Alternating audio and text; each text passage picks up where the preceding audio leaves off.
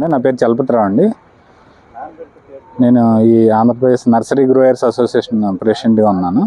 ఇప్పుడు మనకి ఈ రెండు రాష్ట్రాల్లోనూ వేపకి చాలా ఇబ్బందికరమైన వాతావరణం వచ్చి ఏదో ఒక వైరస్ లాంటిది ఏదో వచ్చి వేప చెట్లు చనిపోతున్నాయి, ఎక్కువ ఎండిపోతున్నాయి.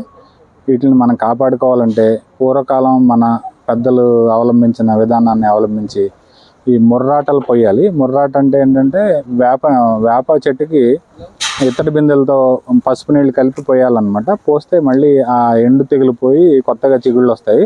ఇలా చేయడం వల్ల మనం వేప చెట్లని కాపాడుకోవచ్చు.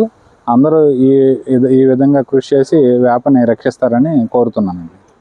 తరతరాలుగా మన పూర్వీకులు పాటిస్తున్న ముర్రాటను మనం కూడా చేద్దామండి. మన వేప చెట్లను మనం కాపాడుకుందాం.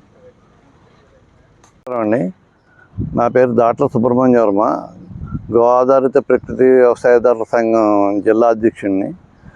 ఇప్పుడు ఏంటంటే వేప చెట్లకి గత 6 సంవత్సరాల నుంచి తెగులు వచ్చి ఆకులన్నీ ఎండిపోయి అన్నీ ఇదవుతున్నాయి. దానికి పరిష్కారం ఏంటంటే మేము ఈ పసుపు నీళ్ళతోటి ముర్రాట కార్యక్రమం చేపట్టాం. ప్రతి సంవత్సరం మేము 2-3 ఏళ్ళ నుంచి చేస్తున్నాం.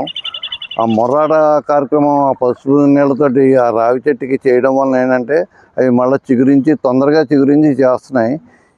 ఈ వైరస్ సోకిన చెట్లన్నీ కూడా ముందు అన్నీ ఆకులన్నీ ఎండిపోయి ఇవన్నీ చేస్తున్నాయి. వాటిని కాపాడడం గురించి ఏంటంటే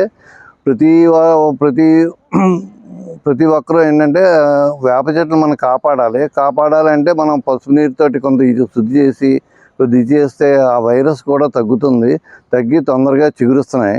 అవి కాపాడడం వల్ల ఏంటంటే ఈ పర్యావరణం కూడా బాగుంటుంది వేప దీని వలన.